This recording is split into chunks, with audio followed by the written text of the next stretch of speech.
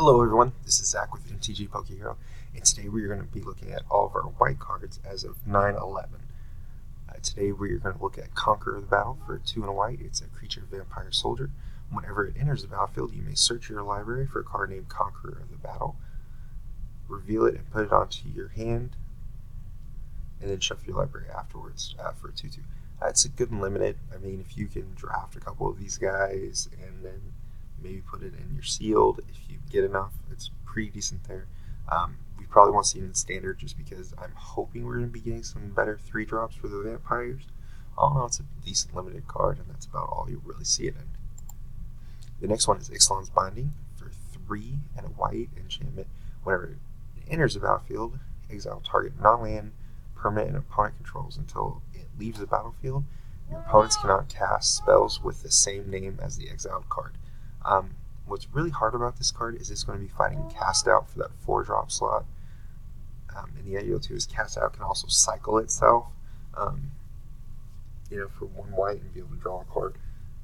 It's going to be a toss-up. We might be able to put it into some decks because Stasis Snare is leaving, but as I mentioned, Cast Out is kind of a better option at this point. You'll definitely see it. You'll play it in limited. Hopefully, it might be able to make standard playable. Maybe in an extra, maybe like a 5th Cast Out, and the other deal too is it doesn't have flashlight Cast Out, which also makes it really hard. I mean, limited for sure, maybe in standard, probably an EDH, but then I just realized that in EDH you only have 1 of the cards, so it doesn't really help out. So all in all, limited, possible for standard later on. The next one is Turkurli Honor Guard for 1 and a white. For a human soldier rare, creatures entering the battlefield do not cause abilities to trigger. So as far as I understand, this is the whole enter the battlefield, so it's like they really just wanted to hate everything that had some form of ETB. I mean, for a 1/3, for a 2, it's pretty decent. I think it'll probably make some sideboard cards in some of the aggressive decks. Just be able to stop things like Torrential Gearhulk, the Whining Constrictor, Rishkar, a lot of those different decks. That kind of seems where this is aimed at. It does die to every piece of removal, though, which is awesome. I know I'm more of a control player as it is, and I don't want to see this thing. I want to kill it off as soon as I can. So basically, it puts a target on its head. So they might be using a different piece of removal they could have had for something else, and now they're aiming it towards this guy. All in all, it's a pretty decent deal. You'll play it in your sideboards. It should be okay and limited for this format. We just looked at Conqueror of the Battle, so it'll stop that from triggering. And some other different cards. So all in all, pretty decent card. You'll play it in limited, probably sideboard for standard, maybe in modern. I'm not very familiar with that, but I could see it going in there. The next one is Ashes of the Apperment for 1 in a white. Players can't cast spells from their graveyards or activate abilities of cards in their graveyards. Whenever a creature dies, you gain 1 life. I think this will probably also see play in standard. We've had a lot of graveyard hate come out of this set. I think just with this set alone, we've had 2 or 3 cards for sure. As I mentioned earlier, it targets stuff like Torrential Gearhulk. This hurts it a lot just because we can't turn around and recast our spells from out of the graveyard. Whenever a creature dies, you get to gain 1 life. So you can even probably put this in one of those aggressive decks, just so that way when a creature dies, it gets wiped, you gain an extra life. All in all, pretty decent card. Probably in sideboards and standard. You really probably won't play this in limited, because I don't see a lot of, abilities being activated out of the graveyard at this point in time. We might see some coming up, but as right now, we should be okay. But definitely in sideboards for standard. The next one is Settle the Wreckage for 2 and 2 white. Instant, exile all attacking creatures target player controls. That player may search his or her library for that many basic land cards. Put those cards onto the battlefield tab, then shuffle his or her library. You guys missed Path of Exile? I missed Path of Exile. Did we get a Path of Exile? We got a big Path of Exile. It's really good. I've been trying to figure this out, really, for control. It just needs creatures to attack, and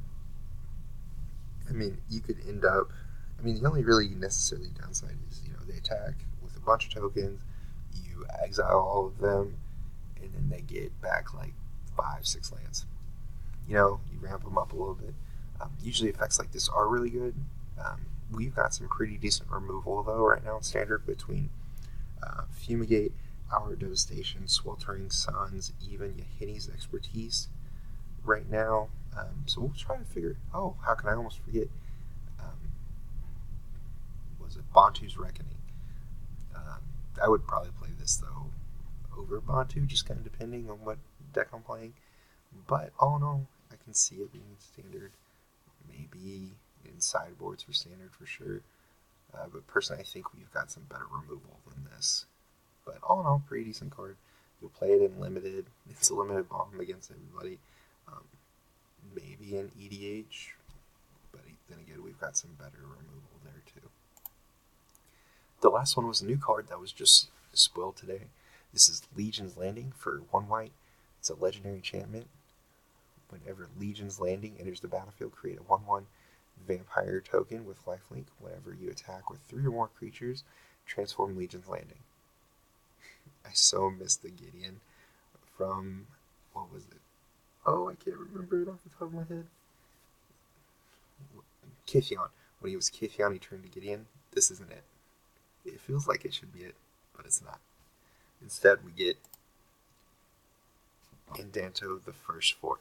It's a legendary land.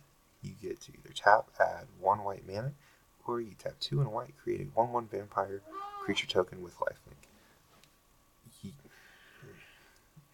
Compared to the other 3 lands that we got, they all had pretty much a better way that their final form ended up for the lands. Like, I understand you made a 1 white and be able to turn into a decent land. Basically, this is limited bomb. You're going to use it to sink all the rest of your mana and create some creatures to gain some extra additional life. But you want to look at it as 3 mana for 1 life. It's something kind of hard to deal with, but all in all, I think you'll play it in limited. I doubt it will ever see anything outside of that, which is kind of sad because I was excited about this land when I saw it. But all in all, that's the white cards as of 9/11/17. I'm going to try to knock out all the rest of them tonight, and then hopefully we'll just be getting daily videos. So be looking forward to that. And just remember, thanks for watching my video. If you like it, please like, subscribe, tell your friends about us. We're starting out, and hopefully we'll be getting to talk a little bit more about our Patreon that should be coming up here.